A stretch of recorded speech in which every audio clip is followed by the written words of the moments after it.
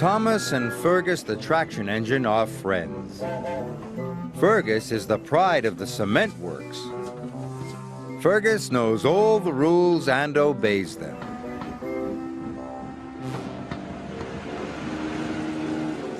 One day, Sir Topham Hatt brought Devious Diesel to the cement works. I need Diesel to help for a while. Fergus, please show him around. Yes, said Fergus unhappily. He knew that Diesel could be trouble. Later, Diesel was being careless. Not like that, snapped Fergus. Do it right. Don't interfere, sneered Diesel. You don't know the rules, shouted Fergus. Diesel was very annoyed with Fergus and started plotting a devious plan. Later that day, he pretended to have news for Fergus. Sir Topham Hatt wants you to work at the smelters. Me? But I'm the pride of the cement works. Not anymore. Sir Topham Hatt says I'm better than you, so I'm going to stay here. It's not fair. I love working here. But he knew that really useful engines have to do as they are told. Fergus and his driver arrived at the smelters. I want to go back to the cement works, wailed Fergus. None of the other engines like coming here. It's so scary. You're right, said his driver. Just then, the scrap diesels arrived. Hello, are you happy to be here? No, cried Fergus. His driver was scared too. Come on, Fergus, we're going to escape. And for the first time, Fergus broke the rules. Sir Topham Hatt was enjoying a tasty fish supper when he heard that Fergus was missing. That's not like Fergus. There must be something wrong. I will send Thomas to look for him.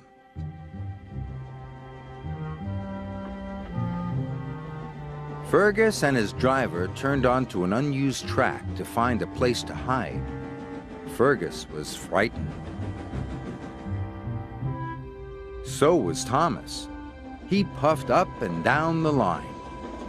He couldn't see Fergus anywhere. We could search the old mine track, said his driver. That line is dark and spooky, whispered Thomas. But he had to be brave and find Fergus.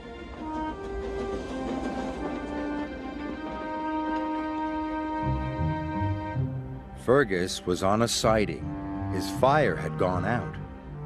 Then he heard a sound.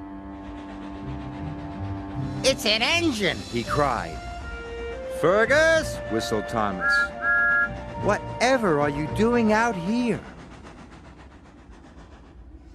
Hiding. Don't want to work at the smelters. Sir Topham Hatt is going to be cross with me.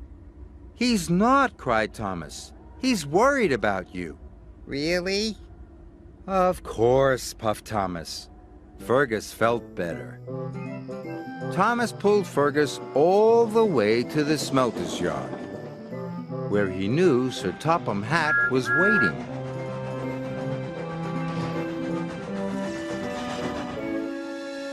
Fergus, explain yourself. I ran away. It's scary here. Diesel told Fergus that you wanted him at the smelters forever. Nonsense, Fergus. You are the pride of the cement works. I shall send Diesel to the smelters, and you can go back to the cement works tomorrow. Oh, thank you, sir, said Fergus happily. Fergus knew he had a good friend in Thomas, and he was still the pride of the cement works.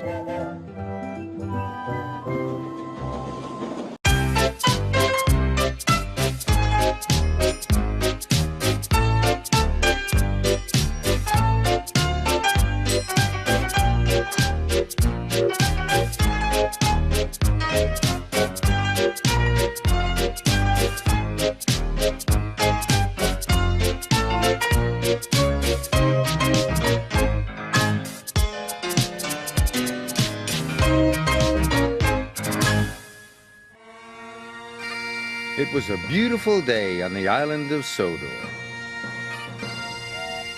Donald and Douglas are Scottish twins. They enjoy working on Sir Topham Hatt's railway.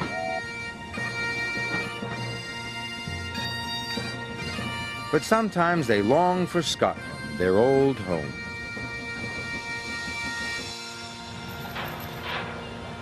One day, Sir Topham Hatt called them to the docks. Lord Callan's castle is finally reopening. There is to be a grand celebration tomorrow. I need you to take the banners, bunting, and bagpipes to the castle. Harvey, you must load them straight away. Yes, sir, chuffed Harvey. The twins were excited. Going to Lord Callan's castle would be like going home again. Soon, Harvey had finished loading the freight.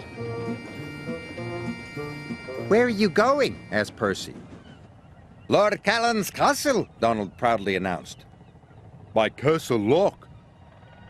I'm glad I'm not going to Castle Lock, wheezed Percy nervously. Scared the monster might get you, teased Douglas. He might, said Donald. There's no monster. There is too. There is not. Is too. Is not. Is too.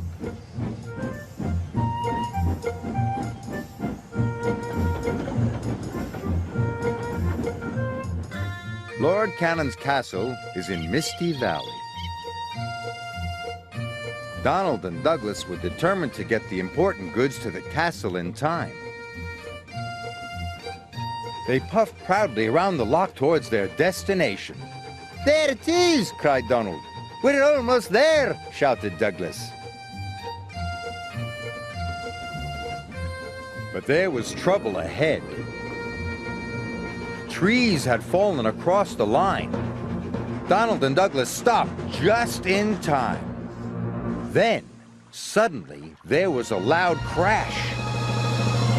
The brake van had been hit by a landslide and come off the rails. They were stuck. We could take the causeway, said Donald's driver. Douglas's driver knew the causeway was old and rickety. It's too dangerous, he said. The twins were worried. We'll never get to the castle now, chuffed Donald. I'll call for help. Splendid outfit, sir. Sir Topham Hatt was trying on his present from Lord Callan when he heard the news. Donald and Douglas, trapped by the lock, he said. I'll send help as soon as I can. But the hours passed. It grew dark and cold. And still no help had come. Suddenly, the twins spotted something strange through the mist.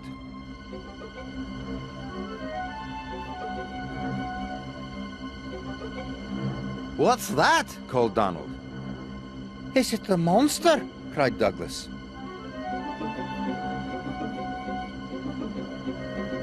For sure it is, answered Donald. It's not a monster, it's us. It was Harvey and the breakdown crane. Donald and Douglas were relieved. By morning, the lines were clear. Donald and Douglas hurried off to the castle. Lord Callan's workers were waiting to unload the freight cars.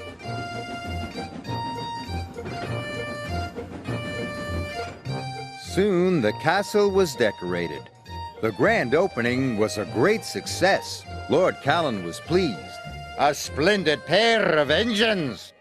And very useful, added Sir Topham Hatt. Oh, hey! Agreed the twins.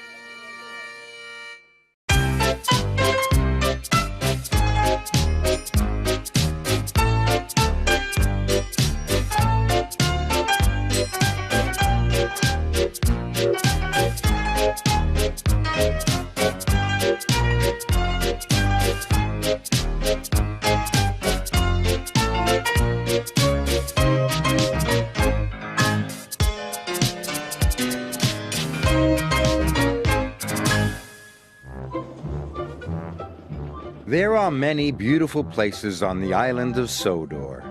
The engines love the pretty watermill, the peaceful canals, and the castle on the lake. Toby's favorite place is the old windmill. The windmill is worn. It cannot make much flour now. Toby loves to watch the sails go round. And the miller is his friend. Good morning, Toby. One day, Toby was collecting a load of flour to take to the market. But he was so busy watching the windmill's sails that he forgot to look where he was going.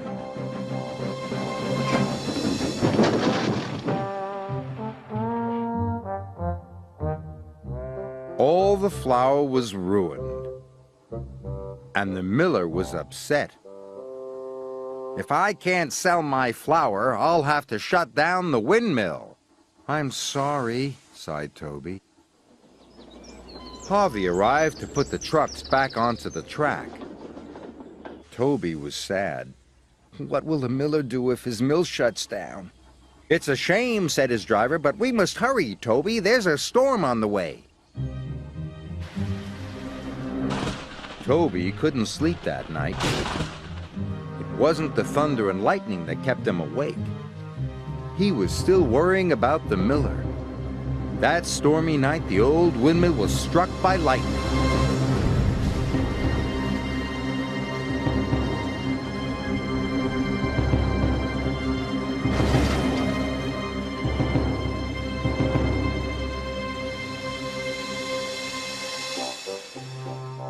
The next morning, Toby chuffed carefully along his branch line.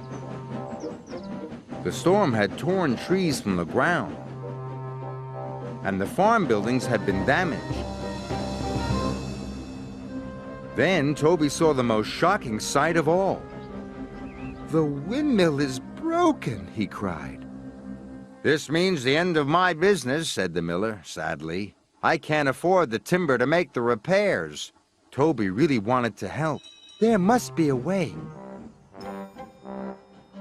Suddenly, his driver saw a fallen tree ahead. Harvey and Terence were clearing the track.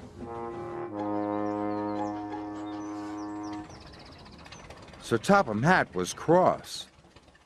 This storm has caused confusion and delay. Remove this tree immediately. But Toby had an idea. Please, sir, the windmill has been broken. The wood from this tree can mend it and make it work again. A splendid idea, agreed Sir Topham Hatt.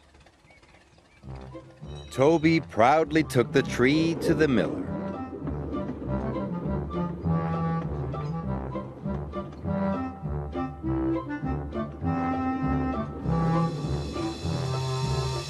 The miller was delighted. Now we can build our windmill back up again. It will be good as new.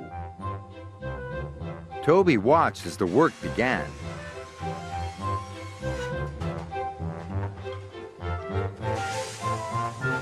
It took a long time.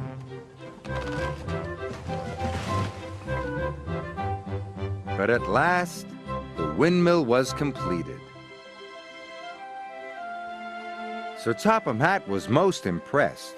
The miller was grateful. Thank you, Toby. Your idea saved my windmill. Toby beamed happily. Now the windmill produces more flour than ever before. And Toby makes twice as many deliveries to the market. He never tires of watching the sails go round.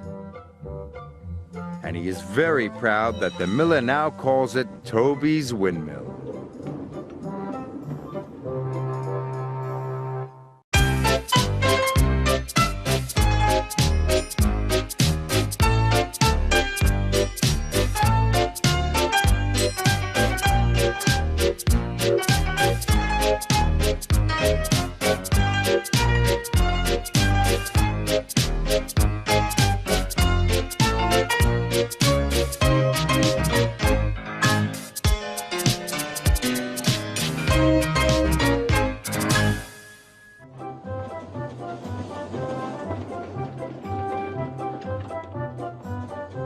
engines on the island of Sodor were excited. A new park was being built. Everyone was working hard to get the job finished on time. Duncan was feeling impatient. "Get a move on, slow coach," he puffed crossly to Rusty. "You're so slow, I'll finish first," Duncan boasted to Skarloey. Skarloey was cross. A little later, he met Rusty at the new park station. "Duncan thinks he's fast," Skarloey steamed, "but he's just a bossy boiler." "Better safe than fast," Rusty agreed. Duncan drew into the station. He was all puffed up and pleased with himself. "I finished first," he wheezed proudly. "In that case," said Sir Topham Hatt, "I've got another job for you. You're to collect the elephant on the sidings and take it to the park." "Yes, sir," chuffed Duncan. "This elephant is very important. You must be very careful."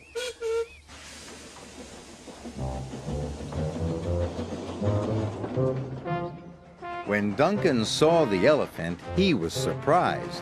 "Why, it's only a statue," he said. "This is an easy job." "You must wait for the brake van," said the station master. "This statue is very heavy." "Nonsense," huffed Duncan to his driver. "I've pushed heavier loads than this plenty of times." "Let's go, Duncan," said his driver. "But we must be careful." So they left, but without the brake van.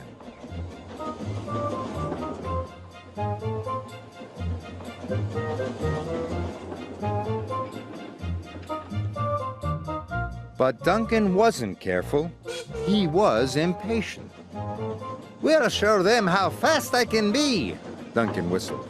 "We'll deliver this statue, and I'll still finish first."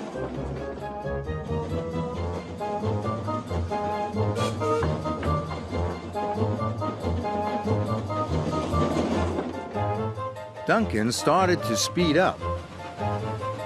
Soon, Duncan was going as fast as his wheels could carry him. His driver was starting to worry. So he tried to brake, but Duncan was out of control. He was scared. He had never gone this fast.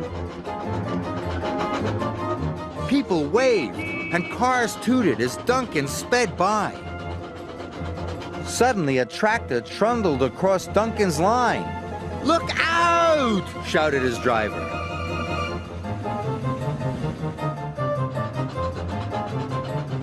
Slow down, whistled Rusty. "I can't," Duncan cried as he shot past. Whoa! Elephant Park loomed ahead. Duncan's driver applied the brakes, but it was too late. The statue flew through the air and landed in the lake.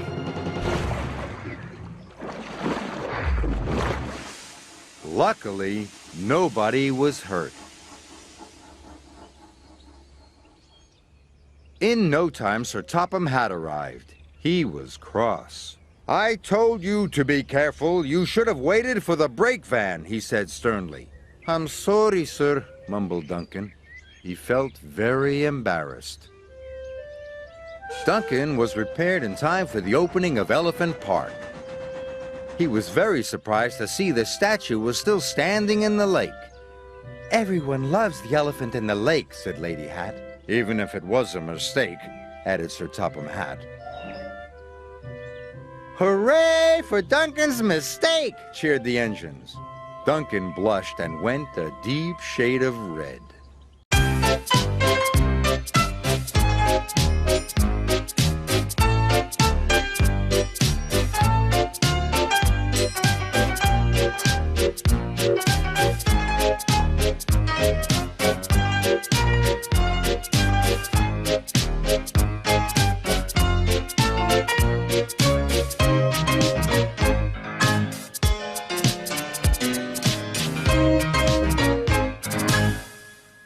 The engines on the island of Sodor want to be responsible. reliable, and really useful. They are happiest when Sir Topham Hatt gives them important work to do. James thinks his work is very important indeed. He is proud of his shiny red paint and likes to look clean and smart. One day, Percy puffed to the washdown. "My whistle's clogged." He tried to blow hard to clean it out, but instead blew mud all over Gordon. "Silly!" huffed Gordon. Percy was trying not to laugh. "Keep your dirt away from me. I'm collecting the mayor today." "I should do that." "Really?" chuckled James. "You'd need a washdown first." "Pah!" snorted Gordon. James just laughed. Soon, James had collected the mayor and puffed proudly away. "Just look at me, Gordon!" "Show off!" grunted Gordon. Sir Topham Hatt came to the sheds. "I need an engine to collect the Queen of Sodor." "Who's the Queen of Sodor?" "A leaky old barge," replied Sir Topham Hatt. "She needs to go to the workshops. It's dirty work, I'm afraid." Just then, James shunted into the sheds. This gave Gordon an idea. "Is collecting the Queen of Sodor important work, too?" "Very important work. Do I have a volunteer?" "Very important work!" exclaimed James. "I'll do it." "Then it's settled. She's waiting at the canal." "Thank you, sir," said James. Gordon was delighted his plan was working. "I'm here to collect the Queen of Sodor," announced James. "There she is," the odd manager said. James was furious. "That slimy old tub? Gordon tricked me. He wants me to get dirty. I'll show him. A shiny engine like me never gets dirty." Soon, James set off with the Queen of Sodor.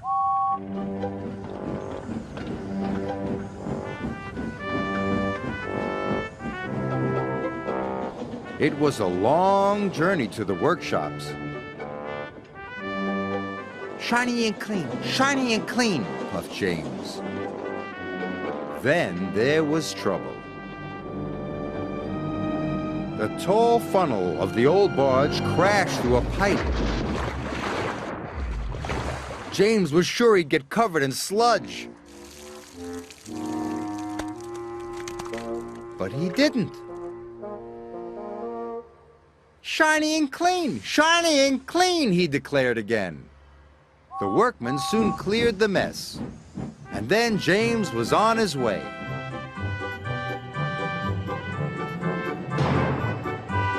He arrived safe and sound, and pleased that the dirty work was done.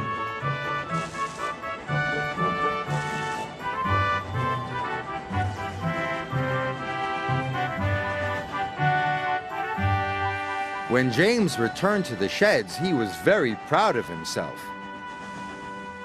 "How did you manage to stay so clean?" "I have to stay clean," boasted James, "in case there's important work to do." Just then, Percy returned from the quarry. "My whistle is clogged again. Watch out, James!" Dust went everywhere. "I did warn you." "You'll need a washdown now," teased Thomas. "Good," snorted James. "It will make me readier than ever. I'm such a splendid engine." Oh.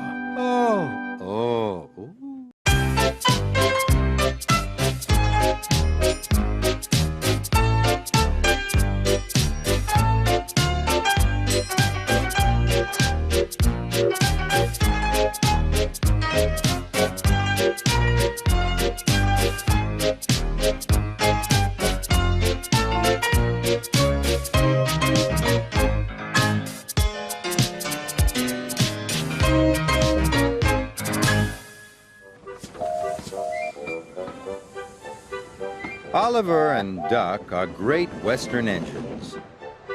They deliver goods and passengers when the roads are closed by deep snow. But Oliver thinks snow is messy and cold. "I'm a great Western engine," he chuffed one day. "I shouldn't have to shiver." "Begging your pardon, Mr. Oliver," said Toad, "but I think snow is splendid." Later, Oliver saw some children building a giant snowman for their winter festival. Each time Oliver passed by, the snowman grew bigger. And bigger.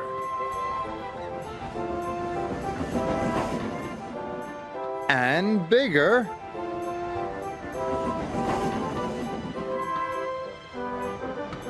And bigger. Just an observation, Mr. Oliver. Snow is magical. Oh.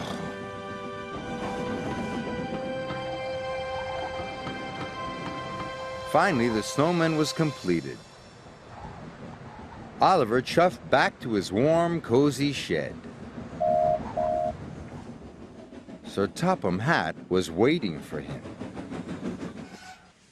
"You have to return to the mountain village," he said. "Some goods are needed for the festival." "But all this snow makes my wheels feel chilly."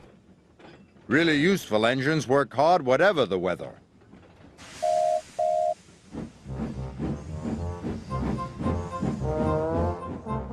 Soon Oliver was loaded and on his way.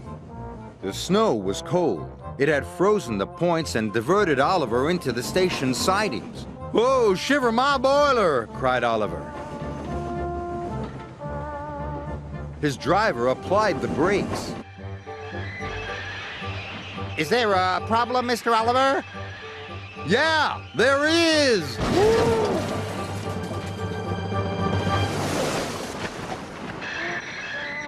That could have been a little smoother. Oliver felt awful. He thought the children would be upset about their snowman. Oliver's driver went for help. Sir Topham Hatt was just leaving his office when he got the call.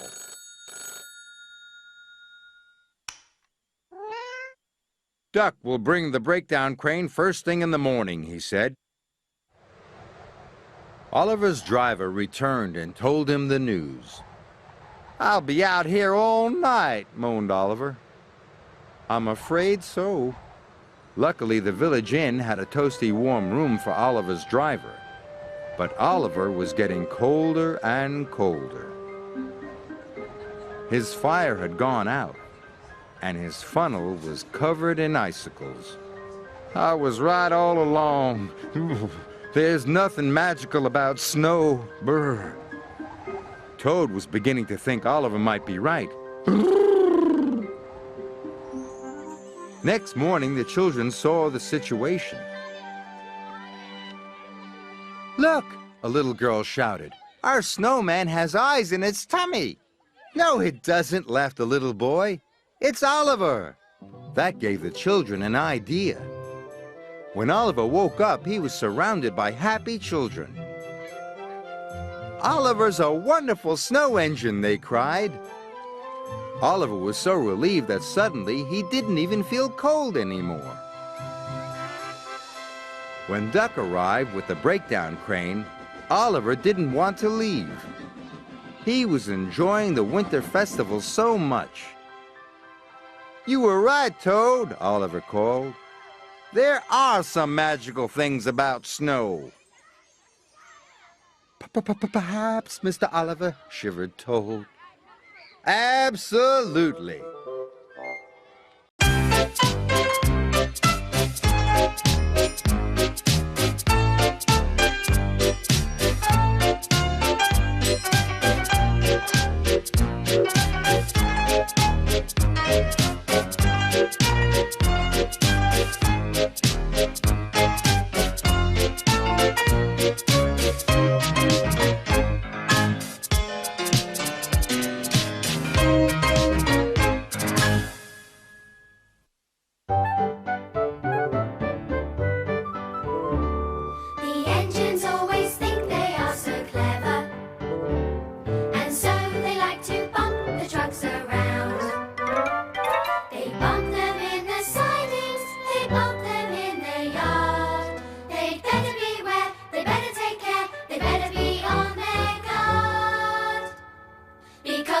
Trucks and trucks will get the engines every time. Trucks and trucks will run the engines off the line. They push them here, push them there, till they go too fast. Then they push them once again, laughing while they crash.